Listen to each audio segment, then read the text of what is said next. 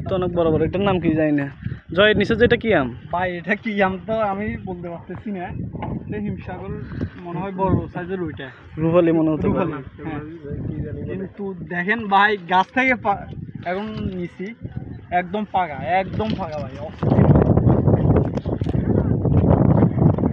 ও ভাই মধু মধু মিষ্টি কিরকম মিষ্টি? অস্থির ভাই। এটা হচ্ছে মাছের প্রকল্প। আটাউড়ি আর না এখন বোট নিয়ে যাচ্ছে পুকুরে মাঝখানে খাদ্য দেওয়ার জন্য।